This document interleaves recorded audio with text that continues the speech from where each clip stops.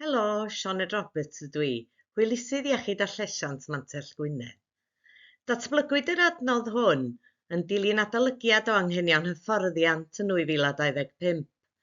Derbynniwyd ymateb gan y trydydd sector yn cydnabod yr angen am adnoddau hyfforddiant dwyieithog ar safonau diogelu cenedlaethol Cymru. Mae hyfforddiant diogelu grŵp A yn berthnasol i bob aelod o staff sy'n gweithio maes gofal cymdeithasol, gofal iechyd a llesiant, adrannau awdurdodau lleol, addysg, y blynyddoedd cynnar, y trydydd sector a gwirfoddolwyr, os ydynt yn derbyn talau peidio, a chontractwyr annibynnol gwasanaethau wedi comisiynu. Diolch i chi am ddefnyddio'r adnodd hyfforddi hwn. Gobeithio bydd yn ddiddorol ac yn fuddiol i chi, ac yn cynnig ymwybyddiaeth sylfaenol gadarn i chi o safonau diogelu sylfaenol grŵp A.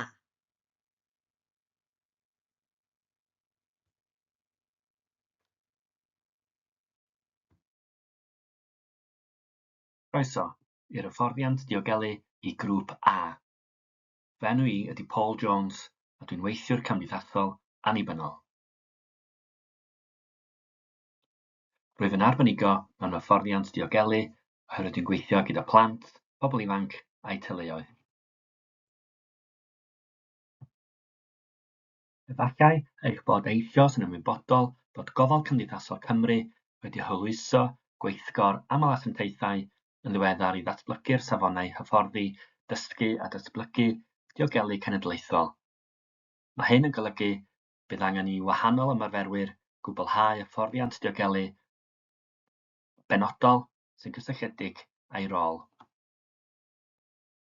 I gael rhagor o wybodaeth mewn perthynas â safonau newydd hyn, agorwch y ddolen QR a ddangosir ar y sgrin. Yn ogystal â'r cyflwyniad byr hwn, efallai'r hoffech hefyd gwblhau'r hyfforddiant diogelu ffurfiol gan Gofal Cymdeithasol Cymru ar gyfer ymarferwyr grŵp A. Mae'r fersiwn Cymraeg ar gael ar y cod QR ar y chwith, a'r fersiwn Saesneg ar gael ar y cod QR ar y dde. Bydd y cyflwyniad hwn yn trafod camdrin, ac efallai y bydd hyn yn peril oes i chi. Gallwch ddewis oedi'r fideo a dechrau eto nes ymlaen. Os bydd angen i chi siarad â rhywun ar ôl yr hyfforddiant, gallwch dderbyn cefnogaeth drwy gysylltu gyda Mantell Gwynedd, Gorwel, Samariaid, Maen Cymru, neu y llinell gymorth byw heb ofyn ymysg eraill. Ar ôl gwylio'r cyflwyniad hwn, byddwch yn gallu gwybod beth mae'r term diogelu yn ei olygu, gwybod beth i edrych allan amdano, gwybod i bwy i roi gwybod am gamdriniaeth, bod y dealltwriaeth sylfaenol ar ddeddfau sy'n ymwneud â diogelu, a chydnabod bod gennych ddyletswydd i adrodd camdriniaeth, niwed ag asgylistod. Beth bynnag yw eich rôl, mae diogelu yn gyfrifoldeb ar bawb. Beth mae diogelu yn ei olygu? Mae diogelu yn ymwneud â amddiffyn plant ac oedolion rhag camdrin, niwed neu asgylistod, ac addysgu rhai o'i gwmpas i adnabod yr arwyddion mwyn atal camdrin, niwed neu asgylistod cymaint â phosibl. Waeth ydym yn ifanc neu'n hen, ac yn bob un ohonom hawl byw ein bywydau'n hunain yn rhydd o niwed neu ofn, cael ei trin a pharch, gwneud yn dewisiadau a'i penderfyniadau'n hunain, siaradwch drosom ein hunain a chael gwrandawiad. Mae'n bwysig iawn cofio y gall eich gweithred chi o adrodd am amheuaeth o gamdrin o warchod person a'i gadw yn ddiogel. Beth mae diogelu yn ei olygu i chi? Beth bynnag ein rôl, dylai bob un ohonom fod yn gweithio gyda'n gilydd diogelwch pawb, defnyddio iaith barchus, bod yn agored ac anferniadol, byddwch yn barod i wrando a gweithredu, yn wyliadwrus bob amser, atal niwed gymaint â phosibl drwy ymyrraeth cynnar, Dyma rhai o egwyddorion allweddol y ddeddf gwasanaethau cymdeithasol a llethiant Cymru 2014. Llais a rheolaeth. Rhoi llais i'r unigolyn yn ei ofal a rheolaeth dros y sut mae'n cyrraedd canlyniadau cadarnhaol, atal ac ymyrraeth gynnar mwyn atal materion rhagwaethygu. Llesiant yr unigolyn i'w hyrwyddo gan bob unigolyn sy'n darparu swyddogaethau o dan y ddeddf.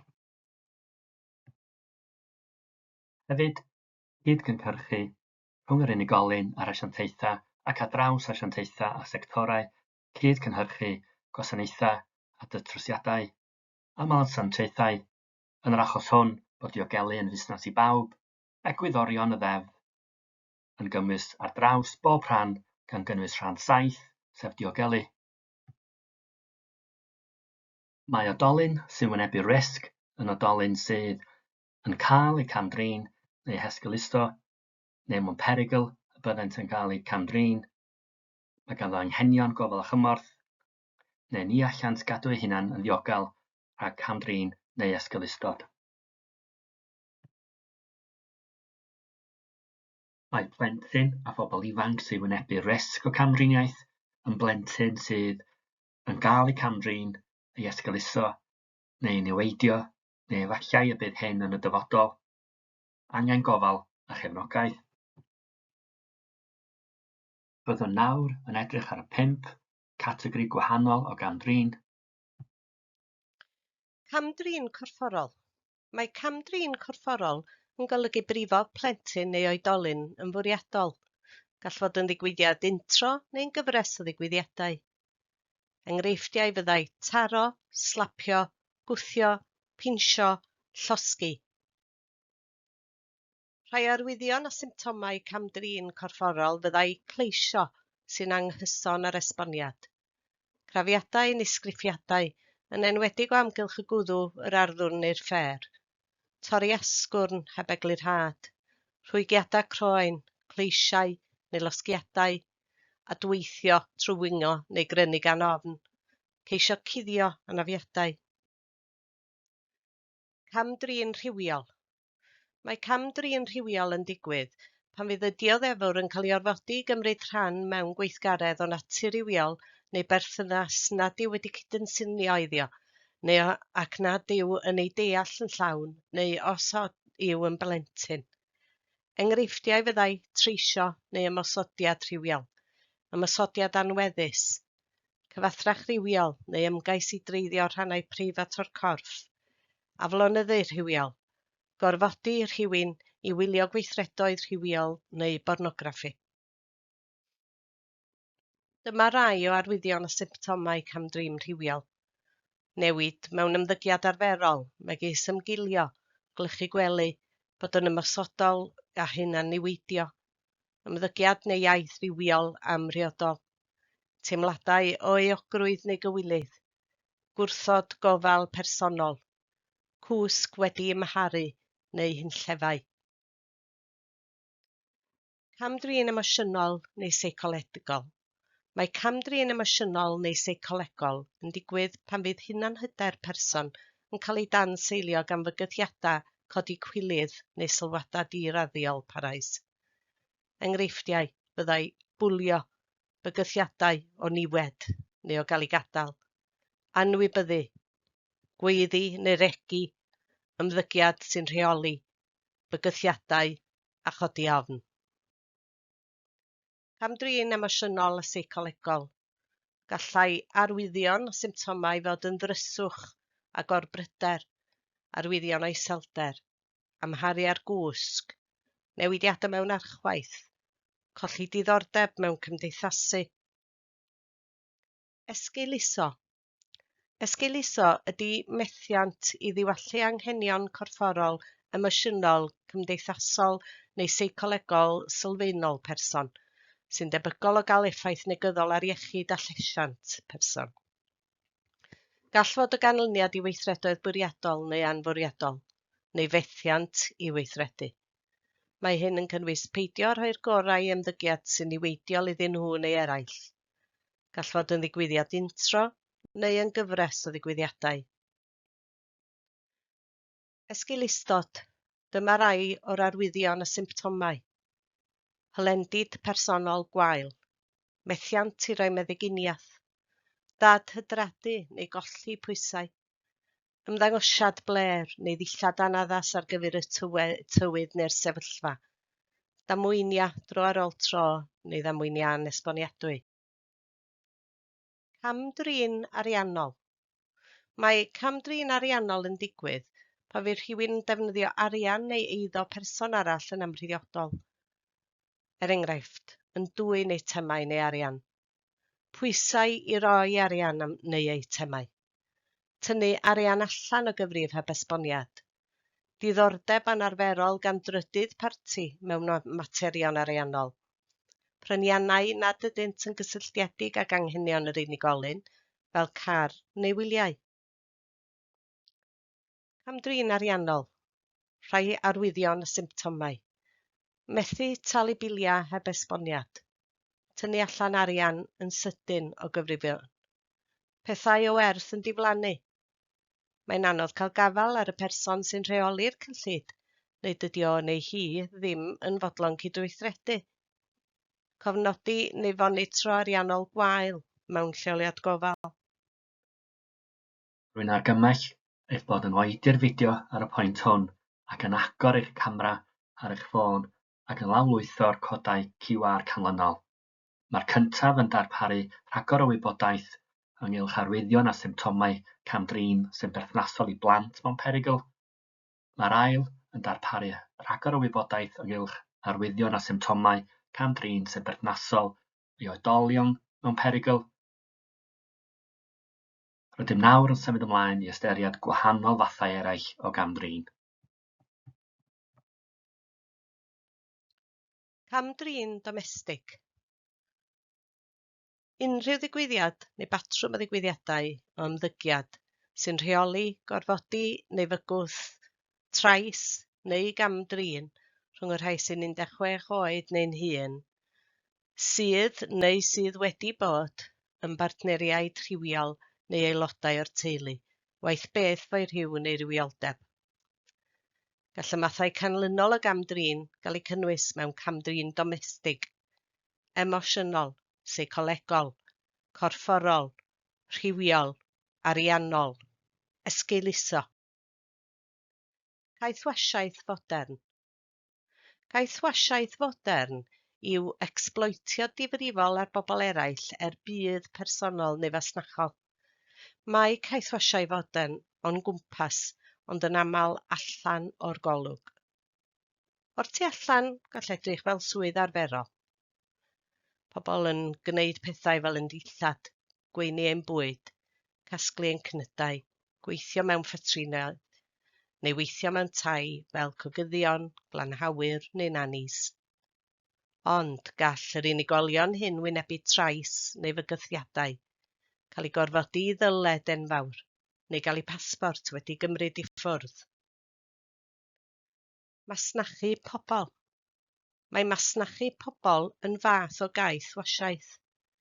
Mae'n cynnwys gorfodi plant ac unigolion ac oedolion i symud mwyn iddynt gael eu hecsbloetio mewn rhyw ffordd. Ei symud i le arall o fewn un wlad, neu yn aml i wlad arall. Defnyddio bygythiadau, grym neu dwyll i wneud iddynt gyflawni rhywbeth yn erbyn ei ewyllus. Ei defnyddio i wneud arian neu ddarparu gwasanaethau i'w masnachwyr. Efallai y byddant yn edrych yn ewynog, yn sâl, wedi brifo neu'n ymddangos yn ofnus iawn. Gallant wrthod siarad neu efallai i bod yn byw mewn tai gorlawn. Camfanteisio rhywiol. Camfanteisio rhywiol yw gorfodi neu ddylanwadu ar blant neu oedolion sy'n wynebu risg i gymryd rhan mewn gweithgareddau rhywiol. Mae'n fath o gamdrin rhywiol sy'n cynnwys cyfnewid rhyw fath o daliad, allai gynnwys arian, ffonau symudol ac eitemau eraill, cyffuriau, alcohol, lle i aros, neu gynnig rhyw fath o amddiffyniad neu gariad ffug. Nid yw plant neu oedolion sy'n wynebu risg yn aml yn gallu adnabod natur ecsbloetiol y perthnasoedd hyn a gallant gydsynio heb ddeall yr oblygiadau. Priodas dan orfodaeth. Priodas dan orfodaeth yw unrhyw briodas lle nad yw un neu'r ddau berson yn cydsynio i'r briodas, neu ei bod ddim yn gallu gwneud hynny, a defnyddir pwysau neu gramdriniaeth. Gall y pwysau a roddir ar bobl i briodi yn erbyn ei ewyllys fod yn gorfforol gan gynnwys bygythiadau, trais corfforol gwirioneddol a thrais rhywiol, neu'n emosiynol a seicolegol, enghraifft pan fydd rhywun yn cael ei orfodi i deimlo ei fod yn dwyn gwerth ar y teulu. Gall camdrin ariannol cymryd cyflog yr unigolyn neu beidio a rhoi unrhyw arian iddynt, hefyd fod yn ffactor a ddefnyddir i reoli unigolion neu ei gorfodi i gydymffurfio'r briodas. Anffurfio organau cenhedlu benywaidd neu FGM. Anffurfio organau cenhedlu benywaidd yw pan fydd yr organau cenhedlu benywaidd yn cael eu torri, eu hanafu neu eu newid yn fwriadol, ac nid oes unrhyw reswm meddygol dros wneud hynny. Fe gelwir hefyd yn enweidiad neu dorri benywaidd a thrwydermau eraill.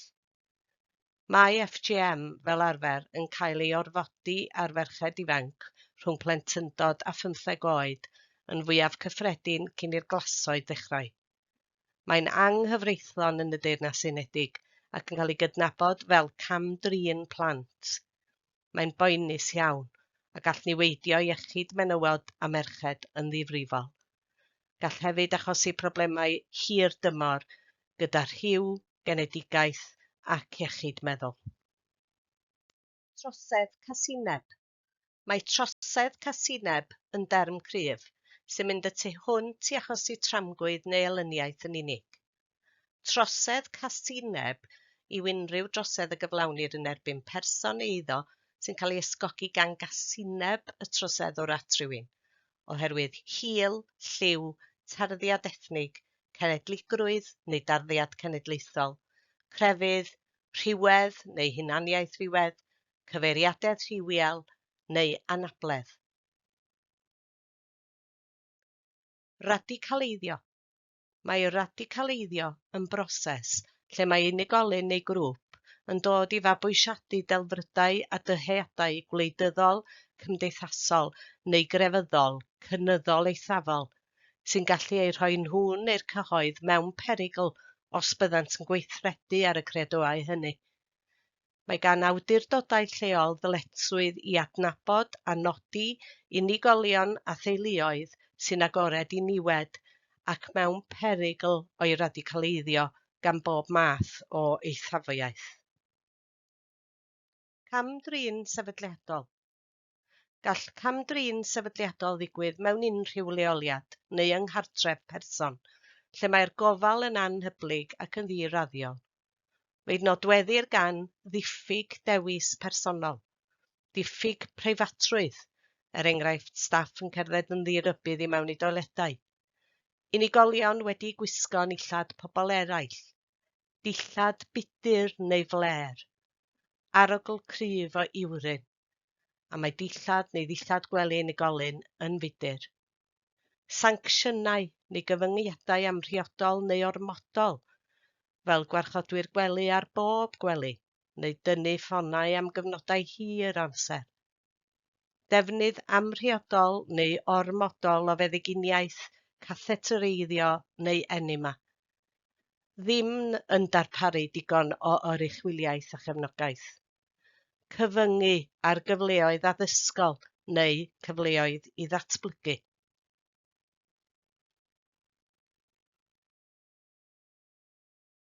Mae angen i ni fod yn ymwybodol o'n rhagdybiaethau ein hunan a allai fod yn anghywir iawn.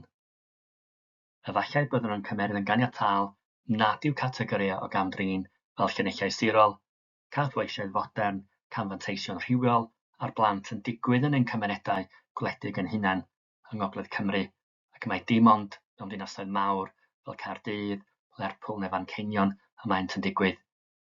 Mae angen i fod yn ymwybodol bod y categoriau hyn o gamdrin yn digwydd yng Ngogledd Cymru, a felly mae angen i fod yn ymwybodol a beth ydyn nhw ac mwyn gallu ei adrodd. Os oes pryderon uniongyrchol ynghylch â diogelwch plentyn neu oedolyn, neu os oes trosedd wedi digwydd, dylech ffonio'r heddlu. Cofiwch eich rôl chi yw adrodd pryderon, nid i ymchwilio. Dyma ganllaw i chi am beth ddylech chi wneud pan fydd plentyn neu oedolyn sy'n wynebu risg yn datgelu rhywbeth i chi. Aroswch yn ddigyffro, gwrando yn ofalus, cymerwch ef o ddifri, dywedwch wrth y plentyn neu'r oedolyn sydd mewn perygl ei bod wedi gwneud y peth iawn drwy ddweud wrthych. Esboniwch gyda phwy y mae angen i chi rhannu'r wybodaeth. Dilynwch weithdrefnau eich sefydliad. Cadwch nodiadau cywir gan ddefnyddio'r union eiriau y plentyn neu'r oedolyn sy'n wynebu risg. Ymgynghorwch ar unwaith yr un diwrnod a'r person arweinydd diogelu dynodedig neu'ch rheolwr llinell. Peidiwch ymateb yn gryf, enghraifft drwy ddweud pa mor ofnadwy. Atal rhywun sy'n siarad yn rhydd. Neidio i gasgliadiadau yn enwedig am yr un sy'n camdrin. Gofyn cwestiynau arweiniol. Defnyddio eich geiriau eich hun i ddisgrifio digwyddiadau, ymchwilio, addo cyfrinachedd, delio gef ar ben ei hun, a cysylltiwch â'r camdrin honedig. Cofiwch, os gwelwch neu os clywech rhywbeth sy'n eich peri pryder, mae rhaid i chi rhoi gwybod i eraill. Gwneud adroddiad diogelu. Dylech wneud adroddiad hyd yn oed os nad oes gennych lawer o wybodaeth. Ond os yn bosibl, canolbwyntio ar arwyddion a symptomau camdrin a neu esgolistod posibl, byddwch yn glir, cynnwys manylion eich pryder a cofnodi'r wybodaeth. Mae chwythu'r chwiben yn golygu os yw gweithiwr yn credu fod camweithredu yn y gweithle fel camdrin ac esgolistod neu drosedd yn cael ei chyflawni, gellir adrodd am hyn ac mae'r hysbyswr yn cael ei amddiffyn. Dyma'r cyfeiriadau rydw i wedi defnyddio i gwblhau'r cyflwyniad hon. Efallai y bydd gennych diddordeb hefyd yn yr adnoddau diogelu hyn sydd ar gael ar y hwb gwybodaeth TSSW, ceir yr adnoddau Cymraeg drwy'r cod QR ar y chwith, a'r adnoddau Saesneg drwy'r cod QR ar y dde. Cofiwch, os ydych chi wedi cael eich effeithio gan y cyflwyniad hwn mewn unrhyw ffordd, gallwch gysylltu ag unrhyw un o'r asiantaethau a'r llinellau gymorth hyn i gael cefnogaeth arbenigol. Diolch i chi am wrando a chwblhau'r ymarferion a ddarperir ar y cyflwyniad hwn. Bydd Mantell Gwynedd yn cyhoeddi'r hyfforddiant pellach yn fuan i ymarferwydd sydd angen hyfforddiant diogelu ar lefel grŵp B. Bydd y cod QR ar y sgrin yn mynd â chi i wefan Mantell Gwynedd. Cofiwch, os oes gennych unrhyw amheuon bod unrhyw un yn cael ei camdrin, cysylltiwch â'r person diogelu dynodedig yn eich asantiaeth neu gallwch gysylltu ag yr adran gwasanaethau cymdeithasol na'r heddlu yn uniongyrchol. Diolch yn fawr.